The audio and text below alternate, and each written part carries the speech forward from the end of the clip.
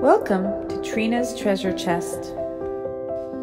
Every episode, I will choose an old photograph from my personal collection. All that I know is the name that's on the back of the photograph. I have been collecting for over 20 years, and my treasure chest is full. My goal is to put these photographs in the hands of the proper owners. I have been doing genealogy since I was 15 years old. I will research whatever photo that I choose as much as I can and present to you my findings. I just never know what I will find. Sometimes it's shocking, sometimes it's just normal. One never knows. So let's open the treasure box and see what I find today. Hey everybody, welcome to Trina's Treasure Chest. I am so excited. This is my first episode. So just to lay it out on the line, I'm going to pick a photograph every episode from my treasure chest that contains a pile of collected photos from the years. And each episode I'm going to choose one, a photograph or a postcard or a letter, and research it for you, present it to you, and hopefully we can find some family. All right, so this was the first one that I chose. This is one that I chose today. And so here's the photo, and then at the bottom you have the photographer information, and then at the back there's the writing. So what information do I have? To me, this looks like a baptismal dress or outfit. And so we know that. We also know that the photographer's name was E.J. Davis, and his studio was located at Philadelphia in Pennsylvania at 2021 Frankfurt Avenue. And after doing much research, I found that he practiced photography between 1900 and 1908. Here's something I found in the old newspapers. It's an advertisement that E.J. Davis, the photographer, placed in a local newspaper, advertising that he was looking for a bright boy age 16 to work in his photography studio. And here is a clip of the original advertisement placed in 1900. That was in 1900. So to me, that ad looked like it may have been his opening. So it looked to me like he was opening his studio. He was just getting started, and he was looking for staff.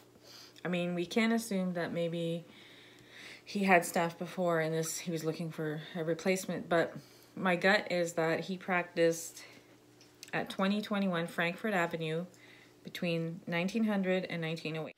So the next thing we know for sure is the name. So this cute little baby here, her name is Mabel Marie Tucker, and it says she's 4.5 months old. So those are the three pieces of information that we know. So next I have a picture of her parents. So I found her parents to be Stephen Allen. It might be pronounced Stefan Allen. I'm not sure, but Stephen Allen Tucker, and Martha McKinley was her mother. She was baptized, according to what I found, on March 13th, 1902. Okay, so we know her parents. I did some research and I found her sisters, Ethel, Anna, and she had a brother named Joseph Allen and a brother named Howard. So this little gal, she grew up to be a school teacher. I found her listed in the census records as being a school teacher. I believe that was in the 40s, so 1940s in Philadelphia. Mabel Marie Tucker, listed as a school teacher. Her father, Stephen Allen, or Stefan Allen, was listed as being a chemist, manufacturer, or chemical manufacturer. And let's see, the family lived at East Allegheny Avenue right up to 1940, when their home was worth $5,000. Here's a photo of Stephen Allen Tucker and Martha McKinley, her parents.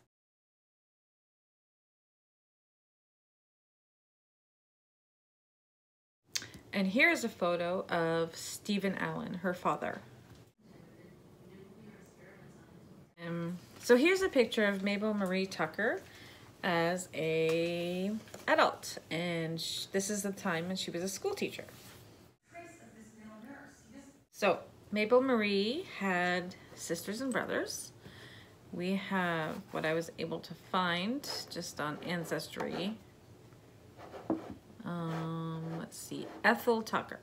So here's a picture of her sister, Ethel Tucker, who was born in 1905.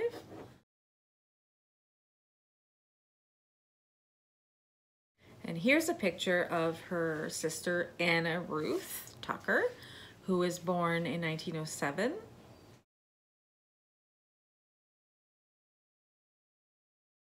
Here's a picture of her brother, Joseph Allen Tucker, who later became a chemist, just like their father. He was born in 1910.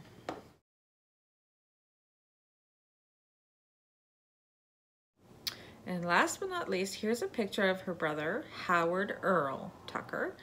And he was the last born. He was born in 1913.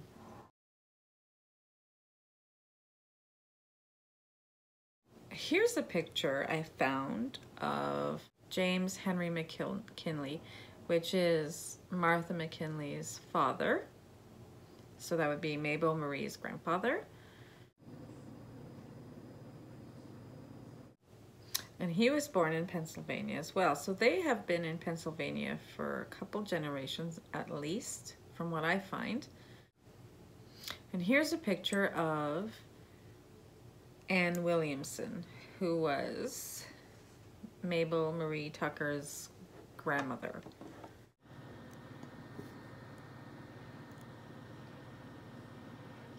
She was also born in Pennsylvania in 1840, and I'm just going to go backwards as far as I can.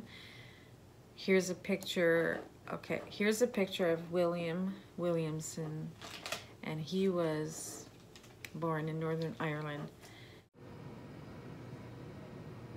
So that would be Mabel Marie's great-great-grandfather. So that side comes from Ireland. And here's a picture of Matilda M. Lees. She's also from Ireland, and that would be Mabel Marie's great-great-grandmother. Mabel Marie Tucker was born on March 13th, 1902, and she was baptized later that year in October. She was Presbyterian. So I found Mabel Marie Tucker in the 1920 census, and she was age 17. Now let me just see what I can find on her. Okay, so at the age of 17, she's still living with mom and dad. So it states that her father, on the census record of 1920, it states that her father was born in Canada.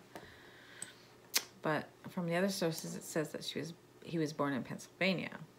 So I don't know, and that he was French, which makes sense because Stefan is basically a French name, right? So I found her death certificate. She died in 1942. It states on her death certificate that she was married.